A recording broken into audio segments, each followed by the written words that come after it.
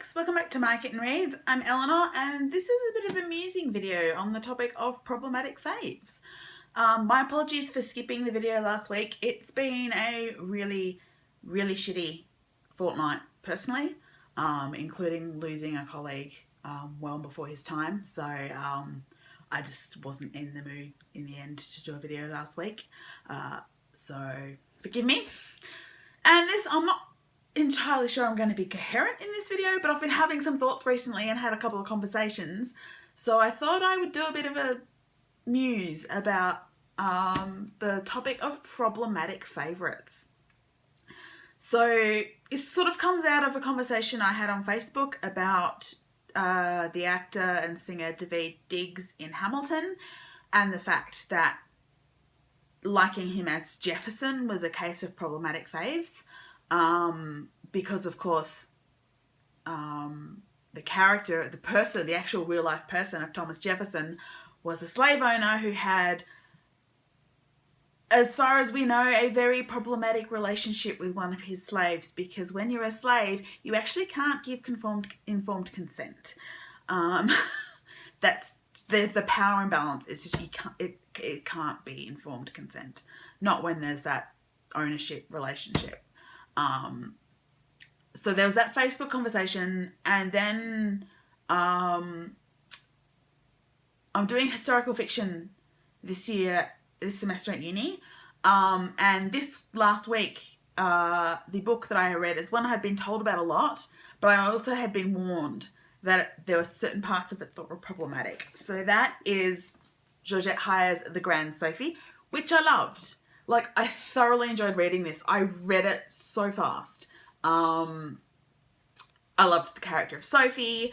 It was a great romp. I really loved it, but there is pretty much one chapter that is particularly problematic and that was uncomfortable to read. And I was warned about it going in by multiple people. And that is the depiction of a Jewish moneylender with all the worst racial stereotypes of Jewish people. It was anti-Semitic, and this got raised in my class, in my lecture as well. So, you know, most of the book was great. There was some racial problems with one of the other characters who was kind of described as the stereotypical lazy Spaniard, which made me a little bit uncomfortable. But it was the chapter about the moneylender that was, not only was it laying out all the worst stereotypes about Jewish people, but it was reveling in it. So it is perfectly possible to discuss things like this in an intelligent manner in a novel. Like, it's perfectly possible. The concerning thing is that this was published in 1950. And in 1950, it was post-war, and yet there is no nuance. There is utter glee in the anti-Semitic chapter, in the description of that particular character and in the way the heroine triumphs over that character. And it was uncomfortable. So it's a case of, I really loved this book, but there was that one chapter that was uncomfortable. And that is kind of what a problematic fave is. A problematic fave is something that you love, but it has issues. And everybody, I think, has to deal with that in their own way. But I think it's really important. You can love something, but if there is something problematic in it, I think it's important that you recognize that it's problematic and that you recognize why it's problematic.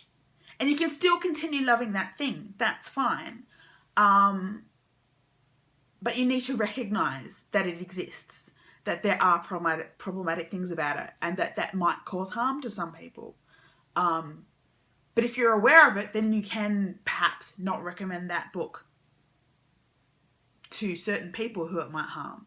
You can recommend it, but go with the caveat that there is this problematic thing. And really, it's up to you in how you want to deal with that.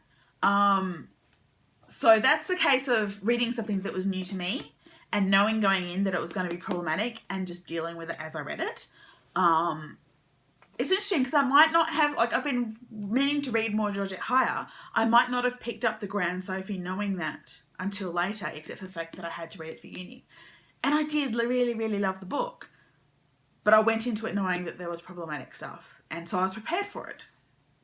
But you can also sometimes go back to something you've loved for a long time and discover that now your awareness has been expanded, because I think it's important that you always expand your awareness of various issues. But you can then find an old favourite problematic. And that is what I've had the last couple of times I have read this. Realms of the Gods by Tamara Pierce. Now, you know me, I love Tamara Pierce. I love Tamara Pierce so much. And the Immortals Quartet, of which this is the 4th book, is the one I started with. Dane is nostalgically my favourite character. Like, this is where I started with Tamara Pierce. I love Tamara Pierce's writing. It wasn't until the last couple of times I read this, though, that something struck me as a little bit problematic. And that is the relationship that I had previously shipped. The problem between the two main characters, Dane and Numair, is that Dane's 16 in this book. Numair's in his 30s. And he's her teacher. Now, in some ways, Tamara Pierce does a good job of dealing with it in that, A, it's a medieval type society, which back then 16 was perfectly legal and women got married at 16 easily. That doesn't mean it's right now. Like, we've learned better. The teacher-student relationship is always also difficult. The way Tamara Pierce deals with it in that Numair was resisting, and it was all driven by Dane. At least Dane has agency in this. But now that I've noticed it, as much as I love this book, and I love this book, and I love this series, and I love this author so much, I can never unsee the fact that Dane is 16 and Numair is her teacher in his 30s. So this particular book in the series is now a bit of a problematic fave. And that is something I'm having to work through. Because, like I said, I love this world, I love this book, I love this series, I love this author a lot. And I can understand that Dane has agency in this book, and I can understand that it is time period appropriate, and it never gets explicit. Like, apart from a couple of kisses, it never gets explicit. So it's not like it's Game of Thrones. But I can never unsee it now that I've seen it. So I still love this book, but it is now what I would call a problematic favourite. And I know that certain people who might watch this video might disagree with me. And that's fine. But I've done so much in recent years to expand my awareness of all sorts of things and to start analysing what I'm reading and looking out for problematic things. Yeah, I now have very complicated feelings about this book. But I'm aware of it. I'm aware of it. And I acknowledge it, and I acknowledge my own discomfort with that one specific aspect. So, and I'm aware that there are relationships with involving teenagers in other books in this universe. Most of those other books don't have such a wide age gap, and I think, nor do they usually have that student-teacher relationship. So, yeah, I'm aware of it. I'm dealing with it. And I still love that author, and I still love that world. So, but that's kind of why I wanted to talk about problematic faves, because you're allowed to love stuff that's problematic as long as that's the thing, as long as I'm aware of where the problems are, As long as I'm aware that, okay, that particular aspect might be harmful, that particular aspect might be uncomfortable, I can still love the rest of it. But it's a decision that every person has to make as an individual.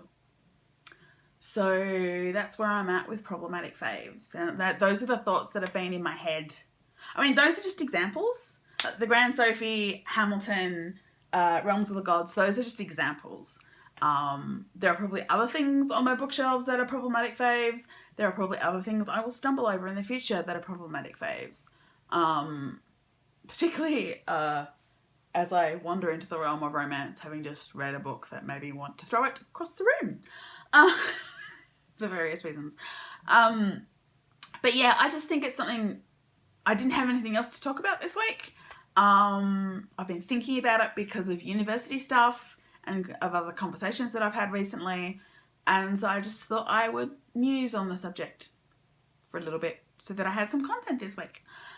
So yeah, if you want to discuss that kind of thing with me in the comments, happy to. That's it. I'll see you all again really soon. Bye.